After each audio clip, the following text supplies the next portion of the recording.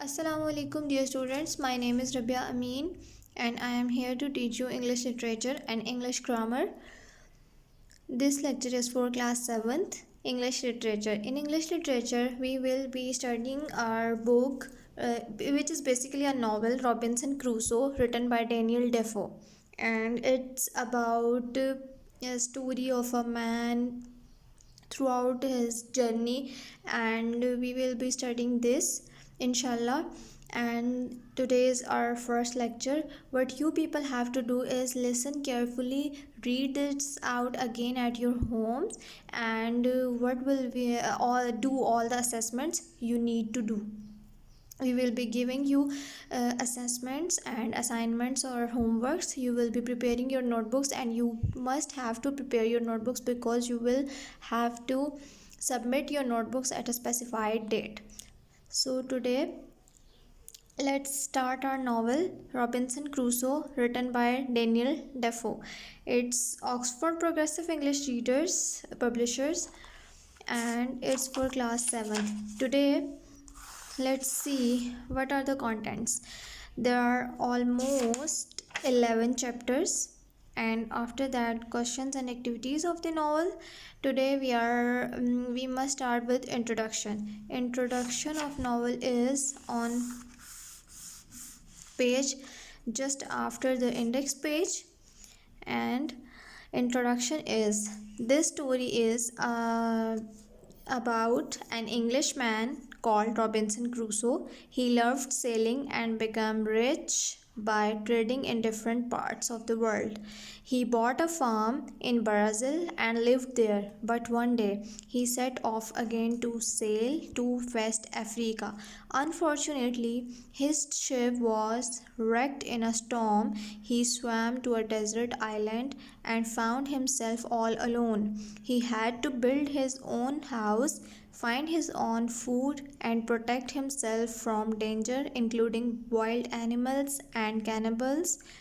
Cannibals are the people who eat humans. Robinson Crusoe is based on a true story of Alexander Selkirk. In 1704, Selkirk was sailing in the Pacific Ocean off the coast of South America to watch the Spanish and Portuguese merchant ships for the English government. The stormy season came and the ship was damaged.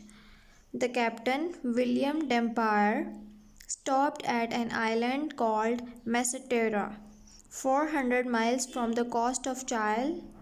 Although Selkirk thought that the ship should soon break and was no longer safe to sail in, the captain decided to sail again. Selkirk therefore chose to stay alone on the island to wait for help.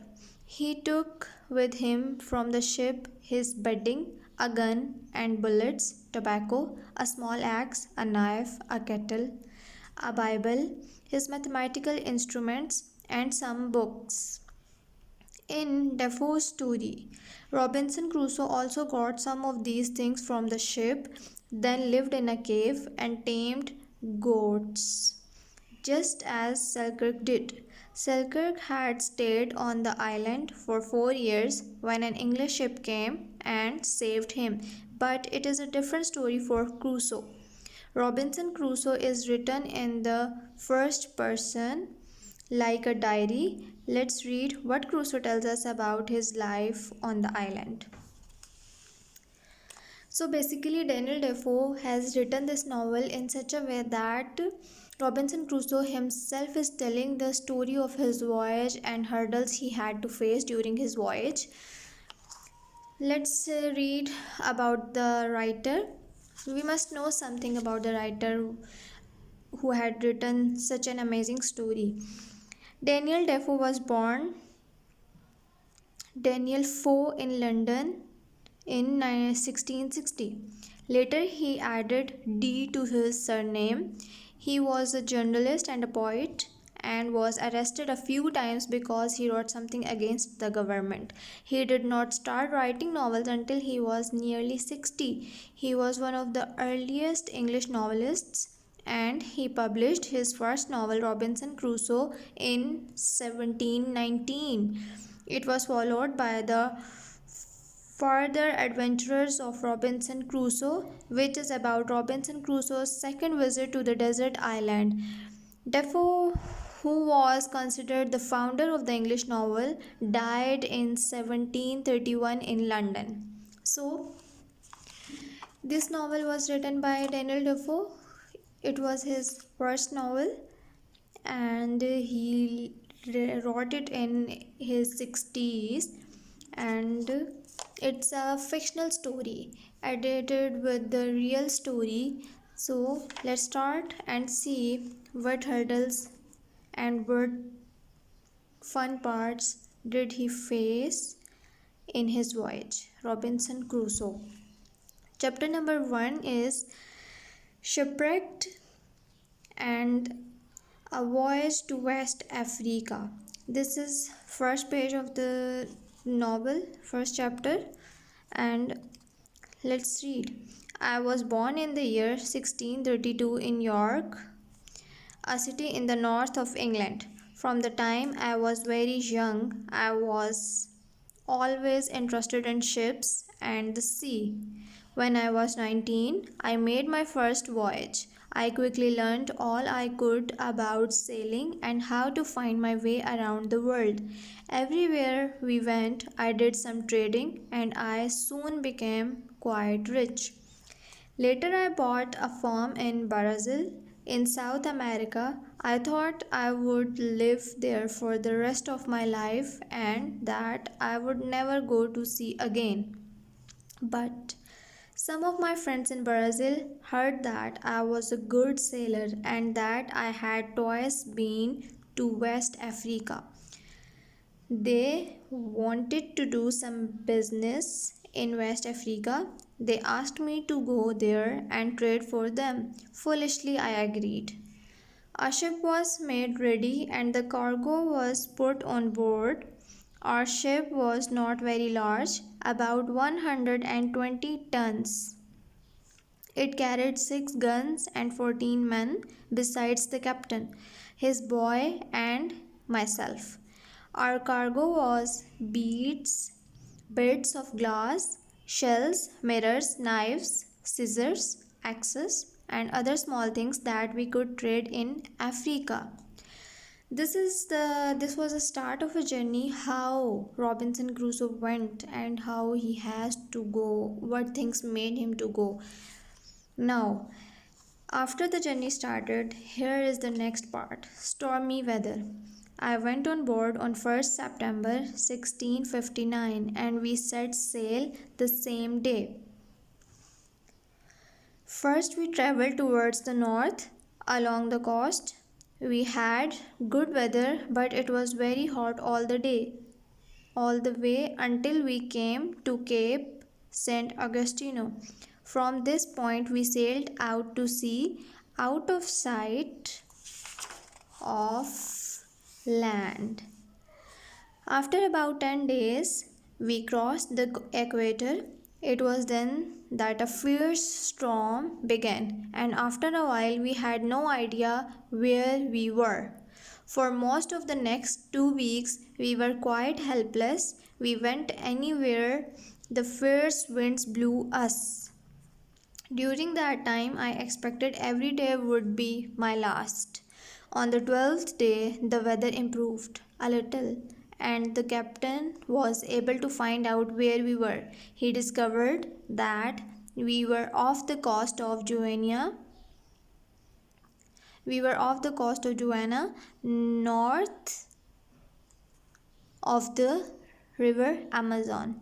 Water was coming slowly into the ship and he wanted to go straight back to Brazil.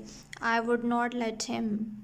I insisted that we continued our journey, but it was quite impossible to reach the coast of Africa without some help, so we changed course. We started to sail towards some of the English islands in the West Indies. I hoped we would be able to get help there, but a second storm carried the ship away again. Early the next morning, while the wind was still blowing very hard, one of our men cried out, "Land!" The captain and I ran out of the cabin, hoping to see where we were. Suddenly, the ship ran onto some sand just below the water and stopped. It happened very quickly. Sea water began to pour onto the ship. We ran quickly back into the cabin to escape from the huge waves that were breaking over us. So, the very first and second day of journey was very hard, and journey seems very difficult to be completed. So, let's study a little more to get to know what will be coming next. So, over the side. It is not easy for anyone to imagine how frightened and anxious we were. The wind was still blowing very strongly. It would not be long before the ship broke into pieces. We sat looking at one another, expecting death every moment. However, we were lucky.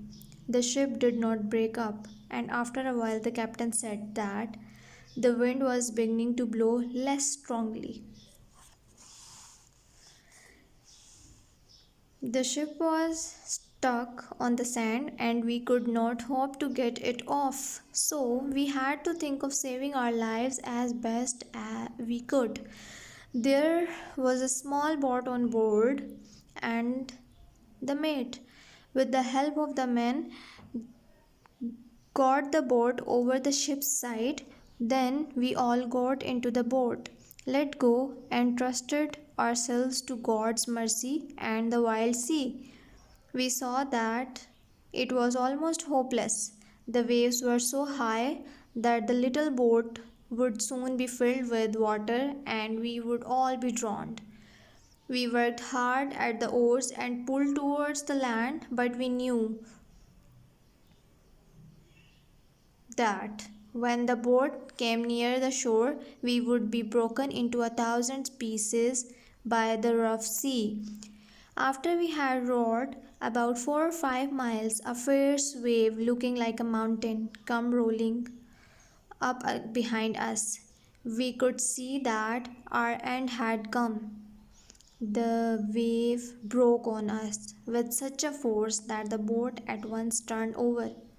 We were immediately separated from the boat and from one another. There was hardly time to pray to God, for the wave swallowed us all up in a moment. What will be happening next, and did they save themselves or not, will be in the next part of the lecture.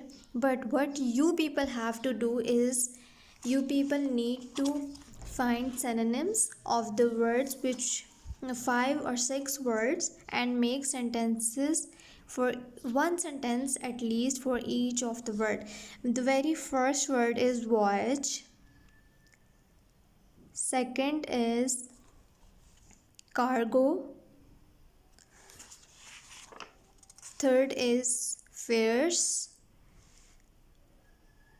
fourth anxious, and fifth is here, immediately. You people must find synonyms of these words and write a sentence for each of the word. This is your homework.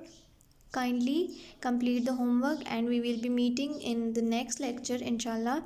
Allah Hafiz.